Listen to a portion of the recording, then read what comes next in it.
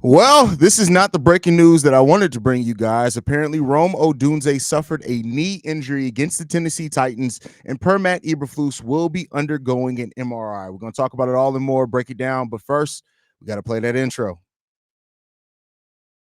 Chicago Bears Central, your number one place for all Chicago Bears news and content. What's going on, Bears fans? Welcome to another episode of Chicago Bears Central, your number one spot for everything Chicago Bears related. If you guys can't tell, I am not in a good mood at all. This just came down from Matt Eberflus in the press conference. And it's funny because I got the notification of the press conference and I looked at it and was like, I'm not going to be too worried about it. It's probably going to be nothing crazy, just a normal post-practice press conference. But no, apparently Romo Odunze suffered a knee injury in the game against the Titans, and he will be undergoing an MRI soon. This sucks, fellas. How you guys feeling about it, man? This shit don't make no sense, bro. But it is the start of the season, so hopefully it's nothing long term. Hopefully there's no damage at all, and maybe we miss him for a game or two, if anything. But it's not good news that we want to hear today. Exactly. Yeah, like I wasn't expecting to hear no news from me because, like you said, we didn't see really anything. We didn't know he left the game with a knee injury. So, but yeah, I'm pretty much just hoping for the best that everything comes back negative. It's just a little bruise or it's just a little tweak. Hopefully that's all it is. But hopefully it nothing serious. It's kind of hard to get a hard read on how bad it is. The situation is from him. So hopefully it's not bad, and yeah, hope for the best. Yeah, I mean, if anything, I was expecting to hear maybe something about Keenan Allen, not Rome Odunze, because they didn't even make a big deal about him going down in the game at all. Kev, how you feeling about hearing this news, brother? I don't like it at all. This is it's frustrating. Like you're on a Monday morning high of the victory, no matter how ugly it was, and you're looking forward to seeing how this team can put it together offensively going forward, and you just lost a major piece. And it makes you wonder what's going to happen. I think Johnson is still on the practice squad, if I'm not mistaken. The Oh, young yes, man, he still is on the practice squad. Yeah. so like they're gonna either have to bring up one of these practice squad guys or look and see if any free agents are still out there. But I don't like it, man. I know that Caleb has a strong relationship with Rome, and he was going to be one of his safety valves. I know that Keenan Allen is already banged up. I do like it for DJ Moore. Like DJ Moore is going to definitely see his targets uptick, and maybe we can like it for Cole Kmet because we didn't see nothing but one target for him yesterday as well. So it could be good and bad, but for Rome, it just sucks. And I hope it's not anything major. Hopefully, no surgeries needed. It's just a little bit of rest, couple of weeks out, and then back to business. Yeah, I mean that would be the best case scenario is that they look at it, the MRIs come back negative. Maybe it's a knee bruise or something internally like that, where it can cause some discomfort. He can get back out there relatively quick. And I mean, in seeing this, like you said, it's hard to get a feel for how severe the injury is from like Matt Eberflus even talking about it. But this is not the start. I get it, we got to win, but this is not the way to start off the season, man. Absolutely not. But I will say Tyler Scott didn't get a run in the last He was game. out last So game. Yeah. hopefully this means that, you know what I'm saying, if there is time missed or a couple weeks, or if we just gonna take it day by day, he gets his fair share of opportunities too. And Kev, you alluded to it. I think the offense has a lot of work to do early on before I go back and watch the game over again. Because it was a lot of questionable things going on when we talk about everything in its totality. And to see or want the Chicago Bears to go into week 2 and have a fair shot versus the Houston Texans, but also improve. If you're missing one of those pieces, that could kind of change up things a little bit. It doesn't mean that it's the end of the world. This is the NFL. You gotta always adjust to different things because it's a long season. But it is unfortunate just after one game, you know what I'm saying, you hearing these type of news. So hopefully the news at the end of it come out and just say, hey, he just gonna be day to day with it. Baki said he sent you the play that he got Yeah, me. If we can I'm pull it looking up. at it. I'm looking at it now. So it was the play where they ran that screen with Which Bayless. Well, hold on, I can pull it up. Which page did he tag me on? I think you tagged us on Bear Central or Twitter. my personal. Well, we know Twitter, but your CEO Haize one. All right, hold on. I'll find it. Give me 1 second. Yeah, it's a bang bang. It looked like he ran right into the back of his knee, so it ain't look too good. Oh, fuck, man. This is not what we needed at this time. But hold on, I'll bring the play up so everybody can see it. Yeah. Oh, fuck. A wide receiver is the longest Bears offensive play of the day with 5 minutes left in the fourth quarter. Now Velus Jones hangs on to that one and picks up good yardage to set up second and short. So on the block right there? Yeah, Velus basically ran. And another Velus. Fuck Velus Jones, bro. Fuck Velus Jones, bro. What we doing? Fuck Velus Jones, bro. Get this motherfucker off my team, bro. Like, it's not his fault. Don't get me wrong. In reality, it's not Velus, but just Velus is just involved in too much bullshit at this point in time. Like, you just in just bro, one game. In just one game, bro. Everything you touch turns to shit. Like what? Everything. What? Like you touched the ferret, it died. Like what the fuck going on? Like you just add things. That's the opposite of the Midas touch. That's messed up. That's crazy, bro. Like I laugh to keep from crying, but yeah, man, this sucks. And that I had optimism at first, but now seeing that the way that his leg bent back like that. And especially when you get hit from the back of your knee, you're not meant to withstand a lot of pressure from the back of your knee. Prayers up. Let's just hope for the worst. Is all I'll say. Let's hope for the worst, man. But Velus Jones, get this motherfucker the fuck up out of here, bro. Just get him going, bro. Like that's unfortunate. It's unfortunate, especially because his one reception came off something that wasn't even supposed to happen. Right, and that honestly, that reception was part of the turning point because it led to 3. It was supposed to lead to a touchdown, but Allen dropped it. It led to 3, and that was the beginning of the Chicago Bears running off 24 unanswered points. It sucks for the young man because we watched him on Hard Knocks. We know how much he loves the game. We know how much he prepared for it to be an NFL receiver, and to kind of find himself in a situation like this, it sucks. But again, this is something that you would prefer to happen at the beginning of the season than toward the middle or the end of the season, and earlier in his career than toward the latter parts of his career. So for him as a young man, his bounce back should be pretty good. And that's a great point. Is that if it is something severe at this point in his career is where you want that to happen at. Let's just if it's going to happen at all, because he can make a full recovery from it. But it still sucks, man. It still sucks because we're already going into a season where we did our best to put so many weapons around Caleb Williams. Keenan Allen's already down. We don't know how severe and how long he's going to be out. Now Rome Odunze, Coleman Shelton, who looked initially pretty good at the starting center, looks like trash all of a sudden. Like the Roshan's still out. Like it's starting to stack. Little shit starting to stack up so far, and that's how you derail the season, when it keeps being one thing after another. That's a fact, because I was like, why are we rotating our right guard out? I didn't even notice it because I was so focused on other aspects of the game. But once it came out, I believe we talked about it on post game for them rotating them out. That was just, not the best start for the Chicago Bears. Not the best start right now. Right, because it's compounding, right? Because at least we had hope that the offense could bounce back, that Shane Waldron would figure some things out. And they still can. Like, this isn't all doom and gloom. But the reality is, it just puts a damper on the positive vibes that we could at least glean from yesterday, because it wasn't too much positive that happened yesterday. And now the defense is going to have to really carry us even more than I thought we would have. Unless, like I said, unless the Johnson can step in, unless Tyler Scott can step in, and we can have that third wide receiver. But man, the offensive line need work, y'all. Like, I thought they would be a little bit better than yesterday, man. They need work. I seen motherfucker Coleman Shelton put his best Mustafa act out there. Bruh, as bad as Mustafa has ever been, I have never seen Mustafa triple team a motherfucker. He was acting like Reggie.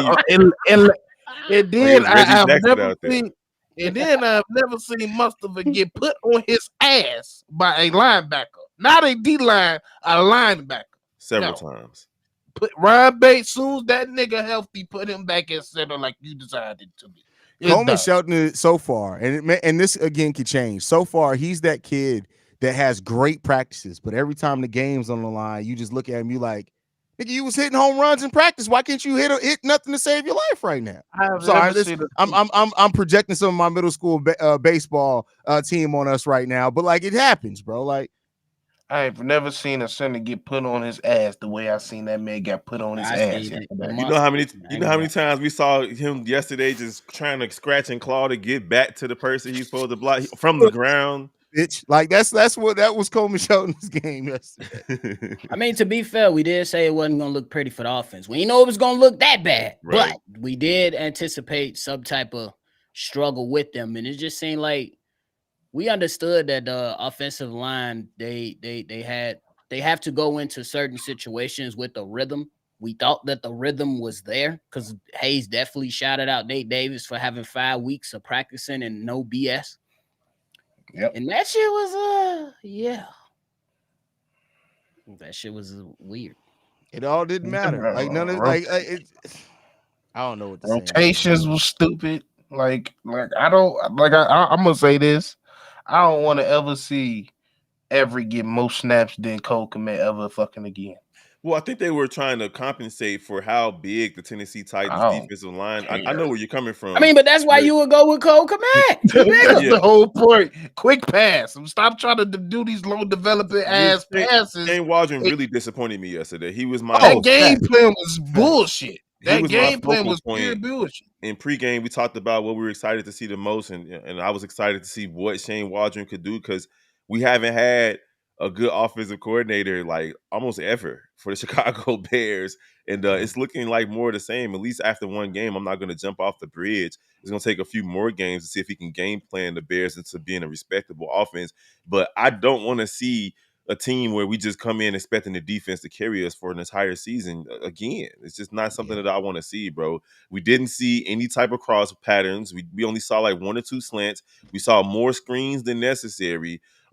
It's like, are you trying to handcuff Caleb Williams? Now, a few times that they did try to do something up the sidelines, Caleb Williams overthrew the receivers. So maybe they went away from more exotic packages because it could have been overwhelming for Caleb. I don't know what it is. We haven't heard from the coaching staff yet, but I don't like what I saw from Shane Waldron yesterday at all. I mean, and we also got to look at too, like how bad things were. Like that was a historically, it's the first time the Bears won a game with less than 150 yards total offense since 2006.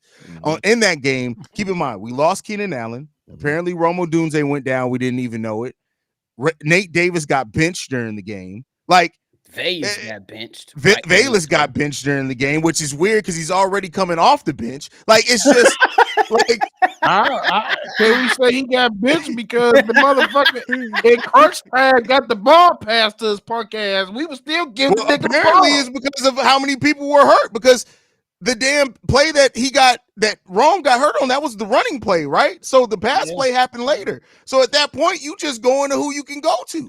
Now, I will say this. I'm reading some of the comments, and you guys are right. I'm not putting all the blame on Shane Waldron, but let's not act as though it was 2nd and 3 and he went for a screen bubble screen. And every fucking 3rd and 3 was for an empty set. Right, and you had too many empty sets. Like, we're not going to absolve Shane Waldron just because the offensive line was trash and Caleb Williams was overthrowing people. First of all, Don, the play calling was absolutely horrible. If you're going to call somebody ignorant, know what the fuck you talking about. First of all, we people who break down the game every single fucking day. The play calling was bad. If you don't think the play calling is bad, you're a fucking idiot, or you got too caught up in how bad Luke Getsy's play calling was. But as a competent one play to set up the next, how many times we were on 2nd and short and we ended up going with the pass play instead of a run play, and how many times we should have gone run, we went pass, and then it was the most obvious passing plays ever. That's why they were able to get so much pressure on Caleb Williams. See, you're stupid.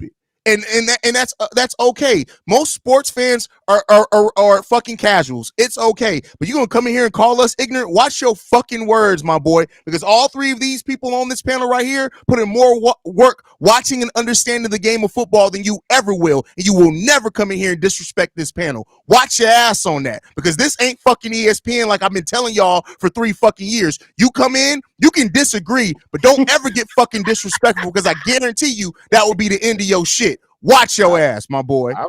I'm trying to figure out how it was bad that Khalil Herbert got the ball twice. Right. We abandoned the run. What the fuck is he talking about? Exactly. The You very see how first many play, total rushing attempts that we had? It was like exactly. 22. The very first play was a rushing play in which the Bears picked 22. up 7 yards, and then the next play was an empty set. It didn't make sense. Or the next play was a pass play. It didn't make sense. And then on third 3, you didn't run it again. It didn't make sense. Is all we're saying. Like, everybody has to take responsibility. We're not just gonna ignore Shane Waldron's role in it. It's just the reality of it. Hey, Don, one thing I can tell you right now, ain't nothing different behind or in front of the screen. Ask people who have pulled up on me. I would change your fucking life. How about that? I can DM you the address right now. I guarantee you. This ain't no internet shit. I would change your goddamn life. Your mama won't recognize you. I can promise you that. Shut the fuck up. Don, is a reason why niggas ain't listening to you, and it's 300 niggas in here. Exactly. So, and see, and the thing in Don's lack of understanding and his remedial thinking, he's saying that the play didn't work because it's a difference between it being a good play call and the play call not working. Guess what? A bad play call can still not work. A good play call can still not work. But you have to understand what the play was. The offensive line working or not is independent of that. Even if the offensive line was working, maybe it could have made some bad play calls look good. You're trying to look at results based. You're saying because of the result that happened and it was the offensive line broke down, that clearly meant that it wasn't a bad play. No, you're fucking stupid. You got to understand how to break down the game of football outside of you're zeroing in on one thing and letting that one thing inform your opinion because you're a fucking remedial bastard. We, on the other hand, are looking at the totality of the game of football. Watch yourself. It's simple. It's so simple. It broke. He said it broke down. Yeah, it broke down because we was in empty set, you dumb motherfucker. And we went against one of the best D linemen in the NFL. So guess what? They blew. Guess what they realized through the totality of this whole game? The interior guards suck. Yep. Guess what's their best part of their interior of their D line? They attacked the A gaps all game. Fucking Sweat and Simmons. Guess what they are? D tackle and D interior. And all they did was murk us on every time. That's why it didn't work. Yeah, that's it. That's all we're doing is just pointing out those things. It's not trying to make it seem like Shane Waldron was the only one at fault because, again, Caleb Williams, he's a rookie, but he was at fault. He looked nervous. Mr. I don't get nervous looked nervous. That's just the reality of it. And it's not going to be all season. Now, with Rome being out, it's going to make it that much more difficult for the offense to find cohesion. We don't know what the end of the results will be. The MRI, hopefully, is nothing major. But calling us ignorant is just, that's ignorant. Like, it's ironic that you used ignorance to try to point out ignorance because you're not calling the plays. And hold on, Coach King, first of all, if you don't feel it, then don't be here. That's first of all. Secondly, we gonna do what we do here. If you're new here, that's on you. But make sure you check yourself as well. Talking about calm down. No, this is just Chicago. Like, listen, literally, if you talk stupid here, you get talked to stupid back. Period. Come in here respectful. You can disagree, but be respectful. No more. Right. No, but the thing is, and it's another people don't get nobody who has another grown ass man as their Avi try to talk about calming down. Have more respect for yourself as a man. How about you do that? We already told y'all for future reference. Don't tell us what to say, what to do, how to do it.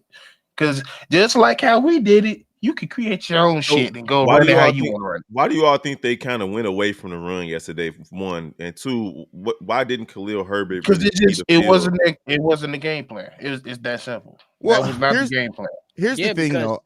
I also think the interior, like they wanted to run up the middle. If you look at it, when they did go to the outside, they had some success. And I think that the Tennessee Titans defensive line just forced them to try to be one-dimensional personally.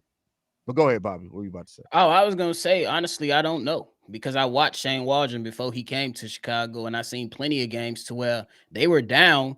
And even though they were down, he still put Geno under center and ran the damn ball. I seen that. So I was just in 22 rushing attempts in Caleb's first game, and I believe in those first 2 drives, it was evident that he had those jitters. You know what I'm saying? To where the accuracy wasn't there. He was hitting shit. We like, bro, that's why you throw that in the dirt. He was good if you hit him right in the numbers and things like that and overthrowing players. So I felt like I said, going into the game, I wanted Shane Waldron to get his quarterback comfortable. And then you take those shots down the field to try to get, you know what I'm saying? And then you allow him to get out on the run and do other things.